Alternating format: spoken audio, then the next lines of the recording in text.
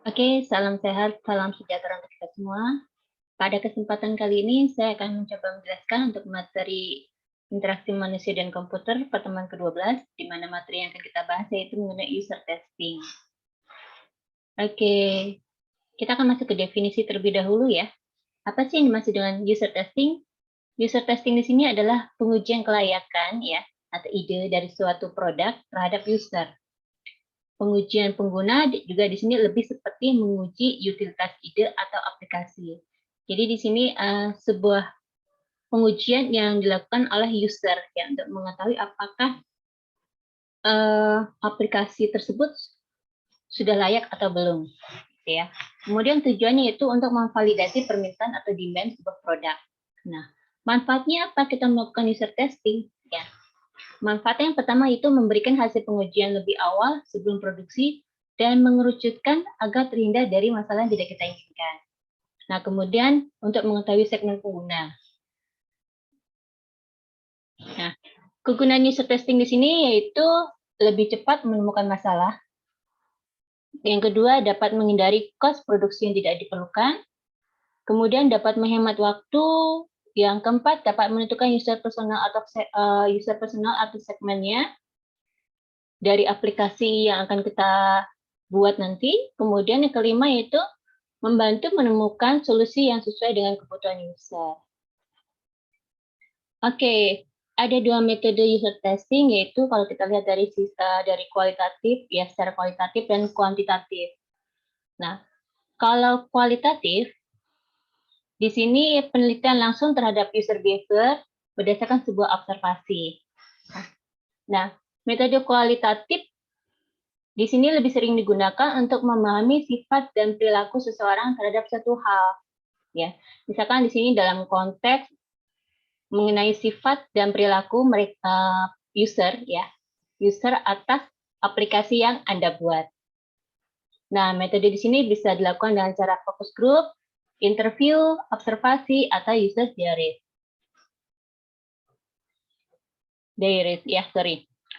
Kemudian kuantitatif ya. Kuantitatif di sini adalah riset ya yang digunakan untuk mengukur masalah dengan cara menghasilkan data numerik atau data yang dapat diubah menjadi statistik yang berguna untuk membantu proses pembuatan web nantinya. Oke, di sini ada beberapa metode yaitu kita bisa menggunakan metode A/B testing, ya, card sorting atau eye tracking, kemudian survei. Nah, apa sih yang dimaksud dengan fokus ya? Fokus group. Nah, fokus group di sini yaitu metode berupa diskusi yang dimoderasi dengan sekelompok user yang memungkinkan peneliti untuk mendapatkan berbagai insight mengenai sikap, ide, dan juga keinginan dari user. Nah, kalau interview ya dilakukan dengan diskusi one-to-one bersama user untuk mengetahui gambaran secara umum tentang bagaimana mereka beroperasi dalam suatu web. Nah, dari interview ya peneliti bisa mendapatkan beberapa informasi yang mendetail tentang sikap, keinginan, kebutuhan serta pengalaman mereka. Nah, sedangkan kalau observasi yaitu memperhatikan dan merekam keseharian para user untuk memastikan tujuan aplikasi selaras dengan selaras dengan usernya. Nah, contohnya misalkan kita memperhatikan lingkungan para user atau berinteraksi yang biasa user lakukan. Sedangkan kalau user diaries yaitu di sini memahami user lebih dalam dengan merekam semua detail ya, sampai detail personal dalam keseharian user. Nah, tujuannya di sini yaitu untuk mengetahui kebiasaan user serta melihat lingkungan si user tersebut. Nah, kalau dari kuantitatif ya, A/B testing di sini yaitu pilih A atau pilih si B gitu ya. Nah, A/B testing di sini merupakan sebuah metode untuk testing yang menampilkan dua varian website yang berbeda dalam satu halaman website secara bersamaan.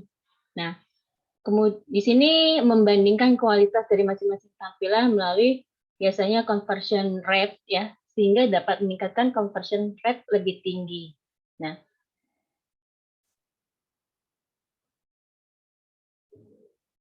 Nah, kalau untuk yang eye tracking, card sorting ya. Card sorting di sini itu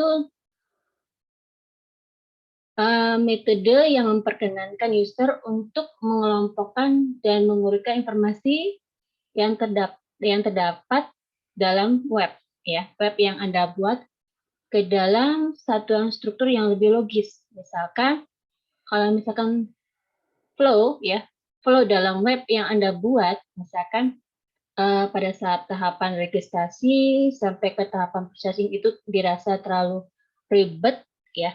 Nah, dengan card sorting ini kita bisa membuat alur yang lebih baik lagi. Nah, kemudian eye tracking ya, metodologi yang membantu peneliti memahami penglihatan dari pengguna. Di mana dengan eye tracking kita dapat mendeteksi di mana pengguna melihat, seberapa lama mereka melihat, dan urutan mereka melihat. Untuk surveinya, ya, kalau yang ini pasti udah lumrah dan sering dilakukan ya.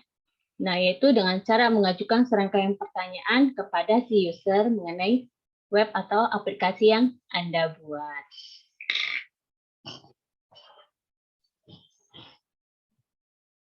Nah, ini contohnya untuk yang A/B testing, pilih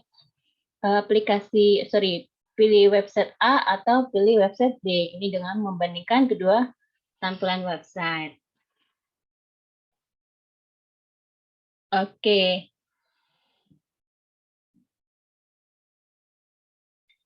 Oke, kita akan masuk ke teknik user ya. Teknik user testing ada 4, tradisional, moderate, unmoderate, serta guerrilla testing. Nah, kalau tradisional di sini itu dilakukan dengan rencana yang lebih panjang, ya, jelas dan bertemu langsung dengan user atau offline secara langsung ya. Nah, kalau moderate di sini yaitu bertemu dengan user bisa dilakukan secara online, jadi kita bisa menggunakan sebuah aplikasi, ya.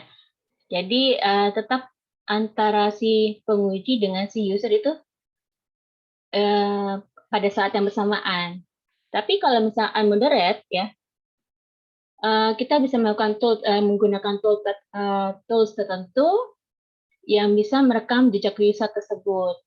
Jadi antara si penguji dengan si user ya yang akan mengerjakan tes tersebut tidak pada saat yang bersamaan. Sedangkan guerrilla testing yaitu melakukan sebuah perencanaan sebelumnya secara offline dan tanpa menghubungi calon user.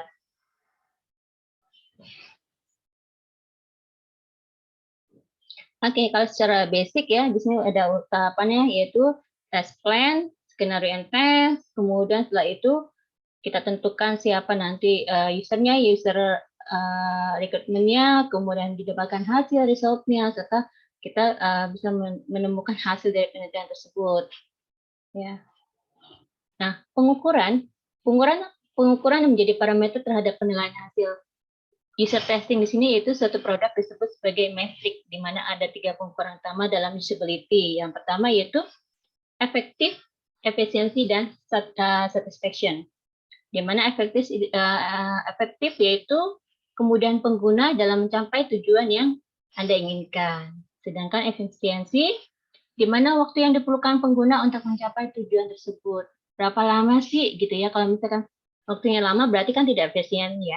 Kemudian satisfaction, tingkat kesenangan atau kepuasan yang didapatkan pengguna selama proses untuk mencapai tujuan tersebut. Si user sudah puas atau belum dalam penggunaan aplikasi tersebut? Kalau misalkan si user belum puas, berarti belum mencapai tingkat satisfaction ya. Nah, tiga hal tersebut sangat penting dalam pengukuran usability-nya. Oke, nah jumlah user. Untuk kuantitatif usability test ya, rencanakan peserta dengan jumlah yang lebih tinggi, misalkan 20 peserta per putaran penelitian. Nah, untuk kualitatif usability ya, usability testnya 5-8 user per grup. Jadi sini kita buat grup ya, focus group untuk setiap putaran penelitian. Nah, di sini biasanya juga sudah cukup 5-8 orang saja. Nah, idealnya penelitian dilakukan lebih dari 1 putaran. Ya. untuk membandingkan tujuannya untuk mengungkap masalah yang mungkin tersembunyi di bawah masalah lain, atau secara tidak sengaja ya masalah tersebut baru ada dalam desain yang baru. Jadi kita perlu melakukan lebih dari satu putaran dalam pengujian. Oke, misalkan di sini ada latihan analisa ya, bertujuan untuk melihat sejauh mana sih ya tingkat usabilitas dari fungsi-fungsi pada website ini, serta melihat desain antarmukanya dan juga beberapa saran perbaikan fungsi-fungsi dan antarmuka yang baik untuk meningkatkan usabilitas dari website tersebut. Nah, diharapkan di sini disiplin ilmu dalam pembelajaran interaksi manusia dan komputer dapat mempelajari perancangan, implementasi, dan evaluasi.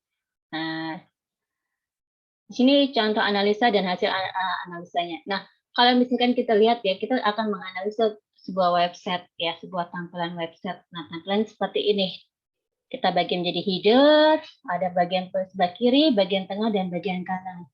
Nah, kita sudah menjadi beberapa bagian. Nah, kemudian kita akan analisa apa sih kekurangan dari bagian-bagian tersebut. Nah, kalau kita lihat ya, kalau kita lihat dari sisi sebelah bagian kiri, ya, di mana navigasi yang membingungkan dan tidak efisien. Nah, navigasi di sini home dan new website yang dilakukan sekelompok dengan menu-menu kategori. Jadi bentuk home serta new website di sini campur aduk ya, tidak dipisahkan gitu. Jadi menu-menunya tidak tersusun rapi. Nah, ini juga ya, menu-menu kategori yang tidak tersusun rapi dan berurutan. Apa sih masalahnya nanti kalau kita buat seperti ini? Menyebabkan kesulitan dari si user membaca tampilan-tampilan tersebut. Ya, ini kalau kita lihat dari bagian sebelah kiri. Ya, di sini campur aduk ya, ada menu, ada PHP programming seperti ini tidak dibagi-bagi dan tidak dibuat per kategori. Kalau misalkan dibuat per kategori kan lebih enak ya, lebih rapi, memudahkan si user juga dalam menggunakan aplikasi tersebut. Nah, untuk bagian tengah di sini kekurangannya itu kontrolnya yang kurang lengkap, inkonsisten dalam penggunaan bahasa, ya, inkonsisten desain linknya, inkonsisten desain penulisan dalam penggunaan font. Ya. Tampilan juga tidak tersusun rapi. Grouping tanpa dasar pengelompokan yang jelas. Di sini juga inkonsisten desain link, tampilan tidak tersusun dan kurang rapi, serta ketidakkonsistenan desain penulisan dan ketidakjelasan informasi. Nah, kita lihat seperti ini. Ya. Nah, di sini dikatakan informasi yang sama ditulis dengan cara yang berbeda.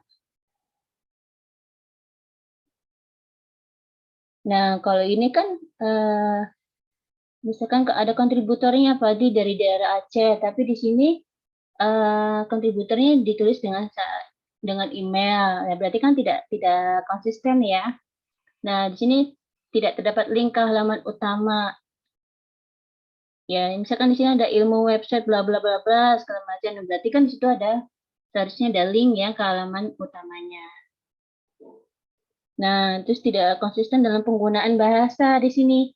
Nah, misalkan di sini tanggal pakai bahasa Indonesia, kemudian Wednesday pakai bahasa Inggris. Berarti kan sudah tidak konsisten, satu pakai bahasa Indonesia, satu pakai bahasa Inggris. Nah, itu juga perlu diperhatikan dalam pembuatan websitenya. Oke, terus desain penulisan atau dalam penggunaan fontnya juga harus konsisten ya. Oke, nah untuk bagian kanannya di sini dikatakan page scrollingnya yang tidak efisien, ya, serta desain yang kurang rapi dan tidak konsisten, ketidakjelasan dalam penggunaan fungsi sebagai pemenuhan kebutuhan pengguna, tampilan tidak tersusun rapi, dan fungsi serta kontrol yang membingungkan, derajat kepentingan dalam desain tampilan informasi. Nah, kita akan lihatnya. Oke, nah di sini simbol tidak tepat, kan, seperti ini penggunaan simbolnya. Nah, di sini ini simbol apa ya, fungsinya untuk apa gitu kan. Nah, bahasa juga tidak konsisten. Ya, kalau mau pakai bahasa Indonesia semua. Kalau mau pakai bahasa Inggris semua. Misalkan di sini sejak 24 Januari 2007, misalkan seperti itu ya. Berarti di sini kan ketahuan pakai bahasa Indonesia ya. Berarti di sini bukan visitor yang kita gunakan, tapi pengunjung. Nah, halamannya Nah, kita ganti ya teksnya. Nah, kemudian ini juga kurang jelas nih ya informasi yang disampaikan. Di sini dikatakan Scorpio tidak online, ALK juga tidak online. Nah, P sama Safri ini apa nih? Online atau tidak online? Nah, di sini harus jelas ya tampilan juga. Nah, di sini juga link atau bukan. Nah, CorelDRAW itu apakah merupakan link atau tidak? Nah, seperti ini. Ini ya ada kategori-kategorinya dari CorelDRAW, membuat putaran air CorelDRAW dan sebagainya. Ini link atau bukan. Sedangkan kalau ada di sini, ya, di sini ada linknya, ya. Jadi pada saat kita mengklik, kita akan masuk ke halaman baru mengenai informasi tersebut. Oke, jadi kalau kita membuat sebuah aplikasi itu semuanya harus kita perhatikan dari penulisannya, warnanya, ya, gambarnya, itu semua yang harus kita perhatikan. Oke, sampai di sini pertemuan ke-12 mengenai user testing. Kita jumpa lagi pada pertemuan selanjutnya. Salam sehat, salam sejahtera untuk kita semua.